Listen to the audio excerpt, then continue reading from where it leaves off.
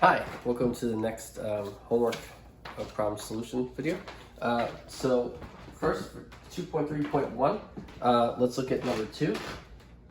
So for number 2, it says consider the experiments A and B of exercise 1. So you have the sheet there. Find the probability of selecting 3 odd-numbered questions and 2 even-numbered questions in experiment A. So you have the questions 1 through 15, right? 1, 2, 3, 4, 5, 6, 7, 8, 9, 10, 11, 12, 13, 14, 15. So those are the numbers 1 through 15. And so what's the probability of selecting 3 odd-numbered questions and 2 even-numbered questions?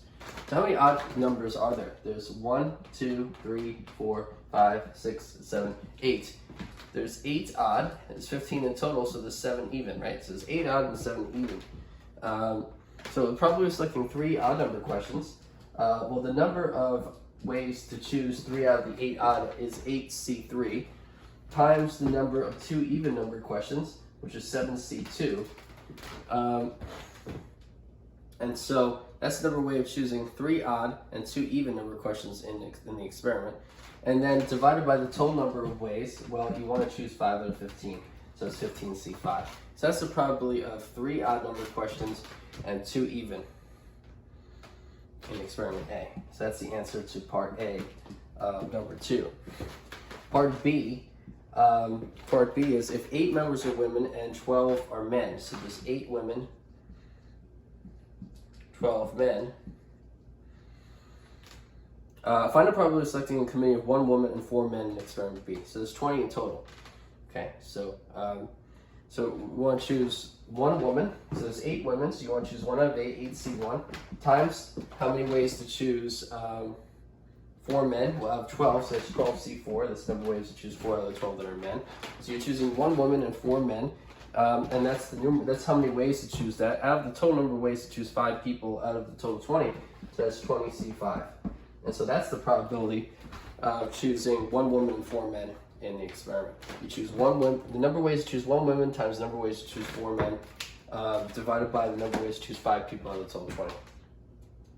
Okay, and so that's part B of number 2. So that's A and B of number 2. Okay, so in section 2.3.1. Okay, so the next problem.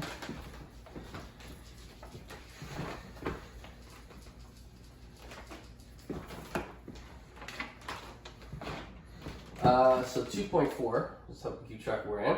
2.4 number 1, 14 cars of the same style, which 4, 3, and 7 are white, black, blue, respectively. So there's 4, 3, 7, that's the number of white, black, blue, respectively. 4 white, 3 black, 7 blue, respectively, are parked in a row. How many distinct arrangements are possible? Well, if they were all just completely different, there's a total of 14, right? So there's a total of 14 cars if they were all completely different. And so the number of ways to arrange 14 cars would be 14 factorial, 14 times 13 times 12 times 11 times 2 times 1. Right? And so that product would be the total number of ways to arrange 14 completely different cars. But then among that arrangement, whatever arrangement you had, every time you had an arrangement, there would be 4 that would be white, 3 that would be black, and 7 that would be blue, and they'd be indistinguishable from each other. So the 4 white would be exactly the same, 3 black would be exactly the same, and the 7 blue would be exactly the same. And so you could take any of those arrangements and say, well, where were the 4 whites? I could rearrange those 4 only. And so I'd have to divide by 4 factorial the number of ways to arrange those 4 white cars. Then the 3 black, I could take 3 spots where the blacks were, and I could rearrange the blacks, and there'd be 3 factorial ways of doing that. So I'd have to divide by 3 factorial. And then the 7 that were blue, I could rearrange those 7 any way you want and still have the same arrangement because the 7 blue are all exactly the same. And so you have to divide by 7 factorial also. So 4 factorial divided by 4 factorial times 3 factorial times 7 factorial, that's the number of ways to arrange the 14 cars. Where 4 white, 3 black, and 7 blue, they're indistinguishable from each other. Those are the number of distinct arrangements possible. Okay, so that's 2.4 number 1. So let's go to 2.5 number 1.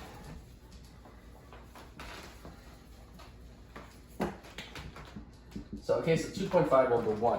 One can travel from Chicago to New York by bus, train, or airplane. One can travel from New York to London by ship or airplane.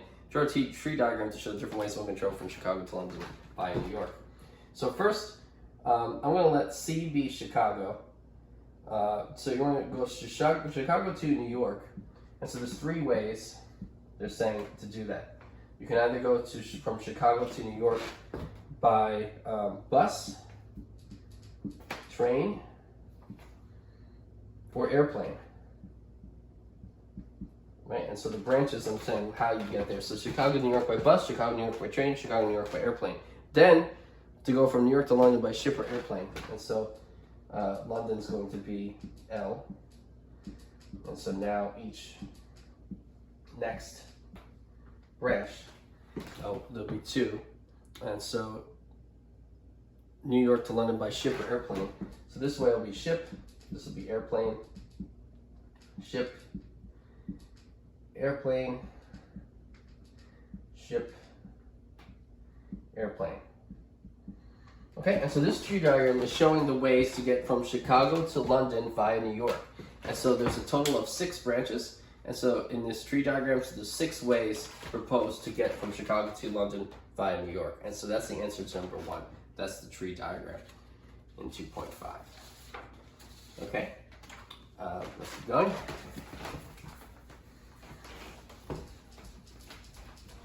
So now 3.1.1.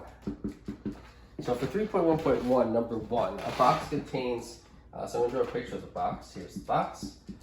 The box contains 10 red, 10 white, 5 blue. Okay, so there's a total of 25.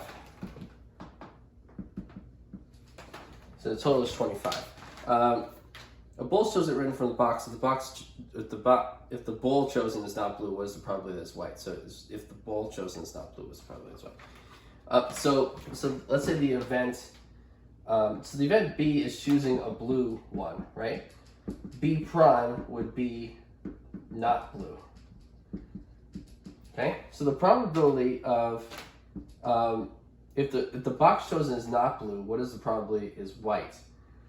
So W, I'm going to say, is the event of choosing a white bowl. So this is a conditional probability. And so it says if the bowl chosen is not blue, that means the assumption is it's not blue. That's the given.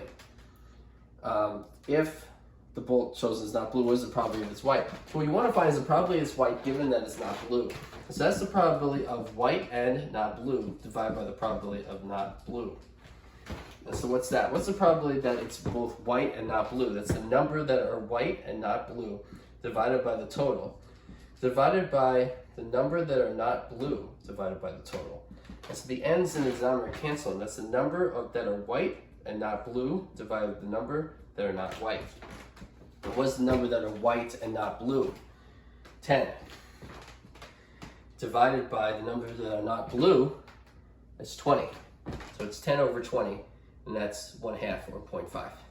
So the probability that it's white and not blue is 10 out of 20 or 1/2 or 0.5. So that's the answer to the number 1. If the bowl chosen is not blue, what is the probability is white? Okay, so let's look at number 2.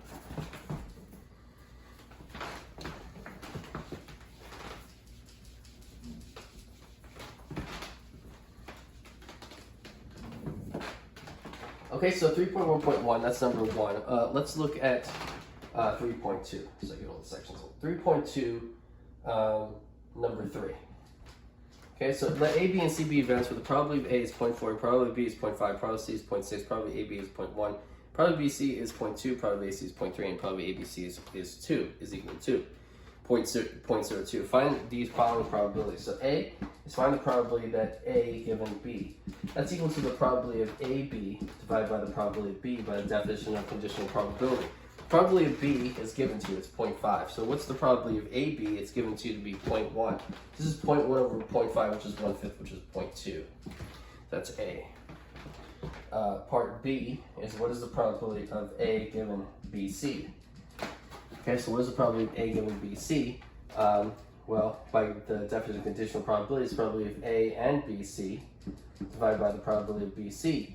And so what's the probability of ABC? It's equal to 0.02 divided by the probability of BC, which is 0.2. So it's 0.02 divided by 0.2. And so that is, so that's 2 out of 20.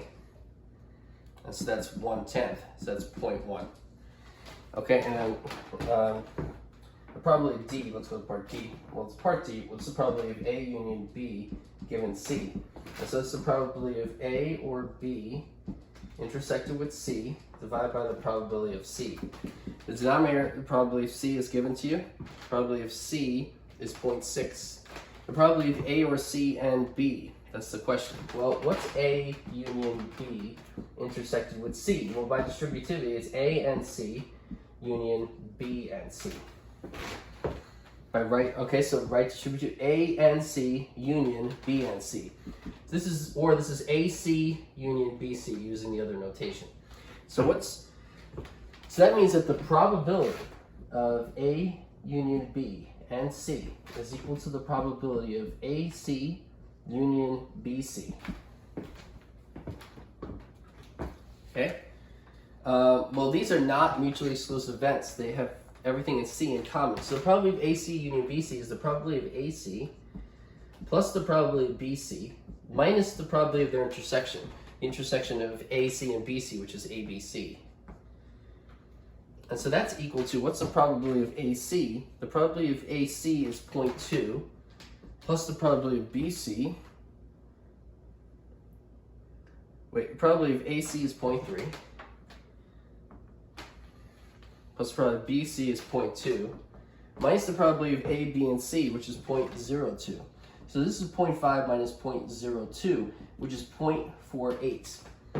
So the probability of A union B intersected with C is 0.48. So it's 0.48 over 0.60, and so that's 4/5, or 0.8, because 0.12 goes into the numerator 4 times, and 0.12 goes into the denominator 5 times. So that's 4/5, which is 0.8. Okay, so that's part D of number 3. So that's A, B, and D. Okay. Okay, so that's number 3 in that section. Okay, so we covered at least one problem in each section of this homework. So let's do another one.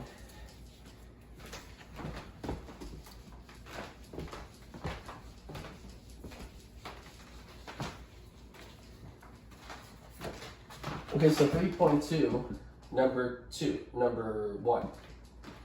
Joan feels that her probability of scoring a high mark in the MCAT examination is 1/2. So the probability that she scores high on the MCAT is 1/2. Okay? That feels. That's a subjective probability. Her subjective probability of scoring high in the MCAT is 1/2. And the probability of her being accepted by a prestigious medical school, this is the probability that if she scores a high mark, that's the given.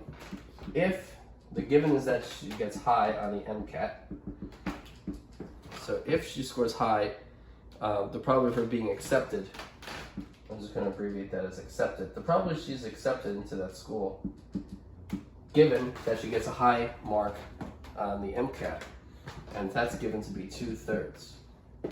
If Joan is correct, meaning these subjective probabilities are correct, what is the probability that she will score a high mark on the MCAT examination and be accepted to a prestigious medical school? So let's call this event capital A, and let's call this event capital H. So the event of her being accepted is event A, and the event of her getting a high score on the MCAT is event H. Right? So translated, the probability of H is equal to 1/2, and the probability of A given H is equal to 2/3.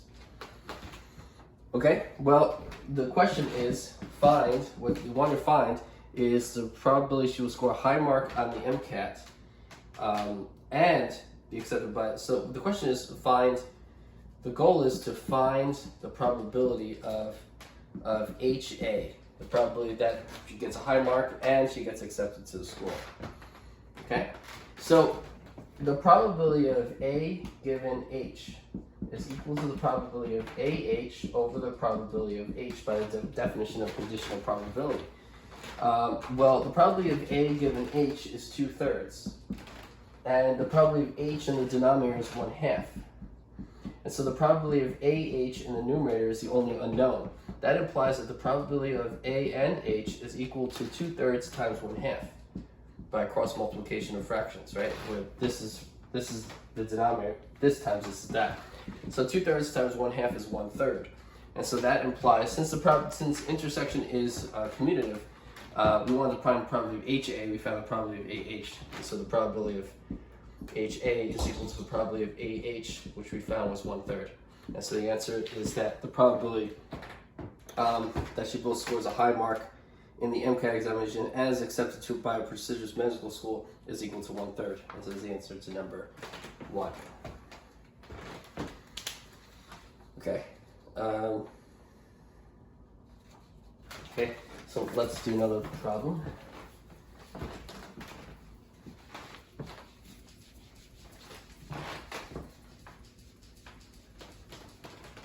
Okay, 3.1.1. Number 2. In 2 tosses of a coin, what is the conditional probability of 2 heads if the first toss results in heads? Okay. So let capital F be the event that the first toss is heads. Okay, so capital F is first toss is heads. And so capital T, I'm going to say, is the event of 2 heads. Okay, so capital F first toss is heads, capital T 2 heads. So the question is to find what is the conditional probability of 2 heads if the first toss results in heads. The if part tells you what the given is. So the fact that the if, after the if it says the first toss results in heads, that's the given. And so that goes on the right of that vertical sign there. What is the conditional probability of 2 heads? So you're trying to find the probability of 2 heads given that the first toss is heads. So you want to find the probability of T given F, where F is the first toss is heads, T is 2 heads. So the probability of T given F is the probability of TF divided by the probability of F by the definition of conditional probability. Well, the probability of F is the probability of the first toss is heads, where you're flipping 2 coins, right? So the possibilities are heads, heads, heads, tails, tails, heads, tails, tails. This is one way to do it. And so the probability of F, the first toss is heads, there's 2 out of the 4 where the first toss is heads, right? 2 out of the 4. The probability that it's probably T and F is that there's 2 heads and the first toss is heads. Well, there's only one. The one that's 2 heads is also the first toss is heads, right?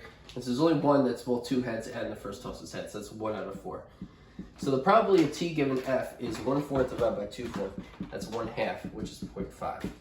So the answer is the probability of 2 heads given that the first is heads is 0.5.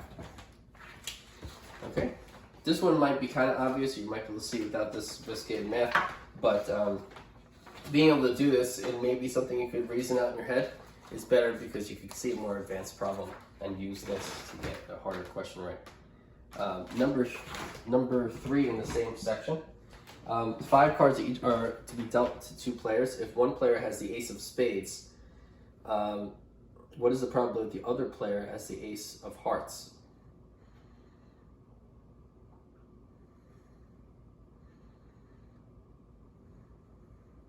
Okay, so one player has the ace of spades, right? So there's 51 cards left. And so I'm going to decide the order of how these cards are dealt. So I'm going to deal the first one player the ace of spades first, and then I'm going to deal the next 5 cards to the other person. So what is the probability that the other player has the ace of hearts? So there's 51 cards left, and the other player, what's the probability the other player has the ace of hearts?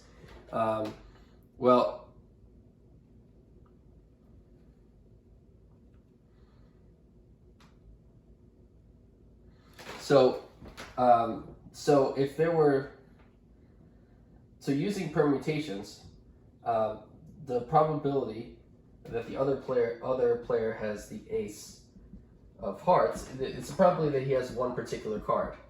And so the probability has the ace of hearts. Well, in the denominator is the number of total hands he could have, right? There's 51 cards in the deck, and you choose 5 of them.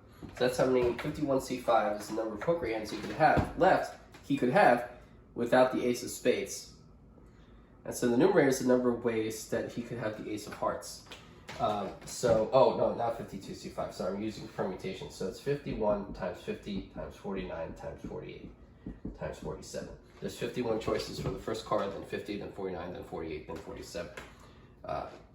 So because this is not the ace of spades, this is not the ace of this is not the ace of spades, this is not the ace of spades and that card, this is not the ace of spades and these two cards. And so you just keep going here. So that's the denominator, that's the number of permutations, poker hand permutations there are. The numerator is the number of permutations of cards with hearts, ace of hearts. So there's one choice for the ace of hearts.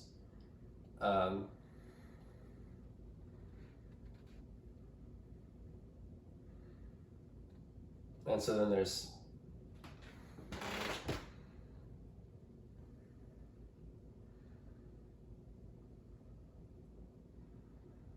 okay, so if the ace of hearts was in the first place, in the first spot, then there'd be one spot for the ace of hearts. There'd be 50 cards left that was not the ace of hearts and not the ace of spades from before, times 48, times 48, times 49, 48, times 47. So you already have the ace of spades is gone. There's 51 cards left. Then the first card is the ace of hearts. There's 2 cards gone. There's 50 left, and 49, and 48, 47. That's if the ace of hearts is the first card. But there's the same number if it was the second, third, fourth, or fifth. And so how many their permutations are with the ace of hearts being the first card is the same number if it was the second, third, fourth, or fifth. And so 5 times that is the number of poker hand permutation poker hands,